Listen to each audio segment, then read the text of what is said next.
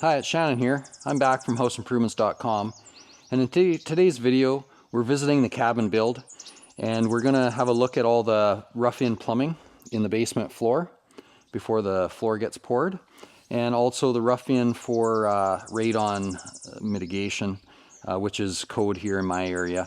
So we've got to put some radon, some pipe in the floor under the radon rock just in case we have an issue down the road. So right here, this black pipe that you see, this 4-inch black ABS, it could be PVC. This is for our radon mitigation if we ever need it. So in our area, it's required to be put in new homes, whether you need it or not, so that it's there in the future if the need arises. So basically, it needs to just extend out to the middle of the basement area. There's no cap on the end or anything, and if radon gas becomes a problem, it can be sucked out with a fan, a proper fan, and ducted outside. So this pipe gets buried under the floor. We use this rock, this radon rock, just kind of 1-inch to 1/2-inch sort of rock, and that allows any gas that's in there, it can move around below the slab. So this will get completely covered in the rock. Then before they pour the floor, they're gonna lay some poly sheeting and seal it up and seal it to the walls, put the rebar in and pour the floor. But anyways, we've got this in here, so in future if we ever need it. So what I did is I put the 4-inch in. It's pretty basic, there's no real grading needed or anything, it just needs to be underneath this rock. And then I brought it up vertically here in the corner. You can see I've got a cap glued on the end here, but if we ever need it, we can cut this cap off, extend the pipe, install our fan, and it would go out and be vented right outside. So I put it in this corner just because our utility room was too full of stuff, and you'll see in a minute there's a lot of plumbing, other actual plumbing pipes in the floor, and it was just too busy to do all this. So I brought it up over here. We're gonna have the electrical panel in this corner of this bedroom anyways, so I'll be building an enclosure around that. This will just get enclosed simply inside of there as well. Now the next thing we've got is all our plumbing rough-in.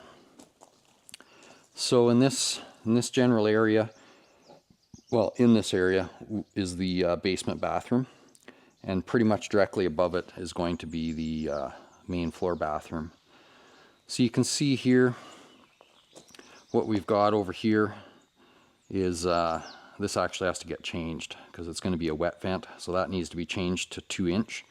This pipe that comes down here and it slips along the back and comes over here and ties in right there. Anyways, plumber's coming back out to change that to 2-inch. But you get the basic idea. So this vent, this pipe here is going to work as a wet vent for the vanity sinks. So if you can imagine, it's going to go up into the main floor, get above floodplain, which is, above your vanity counter, and it'll tie back into the main vent, which is what this one will be, in the wall beside it. And then the 2 vanity sinks will drain into that. It will then flow around, and it dumps in right here, which is the same place that the basement shower is going to tie in, and then into the 3-inch drain. Okay, so our main vent is this one. So it'll be 3-inch going all the way up through the first story and through the roof and through the attic. But it comes down here and it converts into 4-inch once it gets below the floor.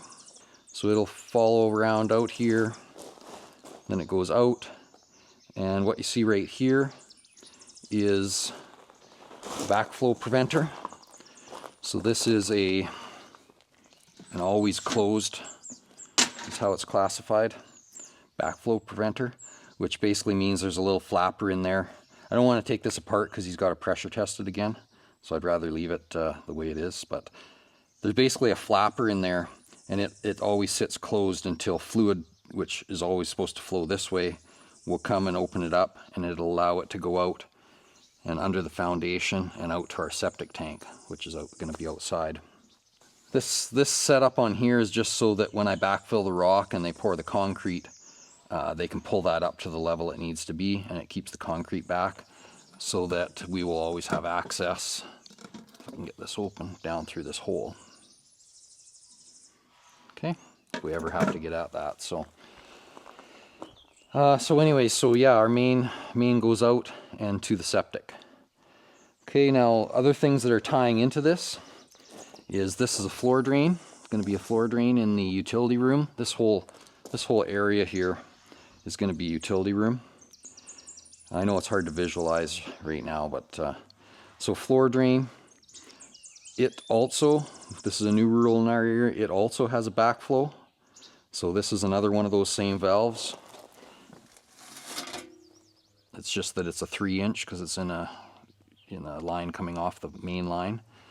So that's same thing in there. So it has its own always shut backflow, which in this case the flow here is always going to be, there's a P-trap down below here. It's always going to be out this way, right? Because it's dumping into the main and leaving. So the backflow is in here like this. Now we've fed a condensate line drain right here. This will be for the HVR. So it'll drip any condensate moisture it has into here. And it actually works in a couple ways. So it comes through the floor drain and through the floor drain's trap. And because it's not a big amount of water, we can drain it into there. And what it does is it actually keeps that P-trap from drying out. Because a lot of times on a floor drain, you'll get some sewer gas coming back because your P-trap under the floor drain dries out, right? Because it's not too often they need to be used or get water in them. Okay, so the condensate will drip in there and kind of keep that, better chance of keeping that floor drain P-trap always sealed up. If you ever notice sewer gas smell in your basement or whatever, and you've got a floor drain, go dump a gallon of water down that, and it'll likely dissipate and go away and just fill your P-trap back up again. Now this pipe right here, this stand pipe, is a 2-inch stand pipe that eventually our kitchen sink from up on the main floor will drain into. And you can see it will drain down that pipe off and into the main and gone to the septic. As we move a little further back here, this is our toilet in the basement. So it basically pretty self-explanatory. You flush the toilet, sewage will run in the 3-inch pipe here all the way out. This 3-inch picks up the shower and the upstairs vanities, but it flows out and into the main and then out to this tank. And again, we had to put another backflow. This isn't always closed again. We had to do another one on this 3-inch line. So it seems a little redundant, but I guess you got to follow the rules, right? So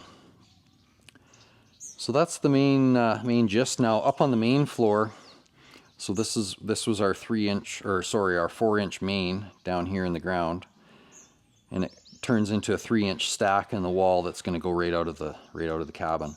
And up at the main floor, our main floor toilet will dump into that. So okay, so you can see it's got a clean out on this backside right there. So that'll allow us to go, if we ever have to snake the main drain or anything, that'll allow that to be done. Outside, I'll just show you where the main drain comes out under the footing and eventually will get hooked to the tank. So I'm standing on the basement wall right now. Here's all our plumbing. Here's a good overhead shot of all that. There's the radon. Here's all our plumbing in the floor here. And then it goes out, as you can see right here, and goes under the footing heading to the tank. So over on this side, that's where it comes out. You can see it there. It's got an orange test cap on the end. Down there, right there. And when they put our tank in, which will be right here, they will connect the tank to that. I think that gives you the basics on what's required. Like I said, there's a couple things there. He's got to come back and change that 1 2-inch. The inspector caught that, so good thing he did, because it's a lot harder to change after the floor's in. So there's our basic plumbing. We're going to have lots of other plumbing related videos for sure in this series, so start looking or keep watching and check them out. If you haven't subscribed yet, please click the subscribe button down there and set up your notifications. That'll let you know anytime we post a new video, so that's always a good way to do it. We're closing in on that 1 million subscriber mark, so hit the subscribe, hit the like, go back to our channel and check out all our other videos, and we're going to show you lots of great things like this again. Thanks for watching.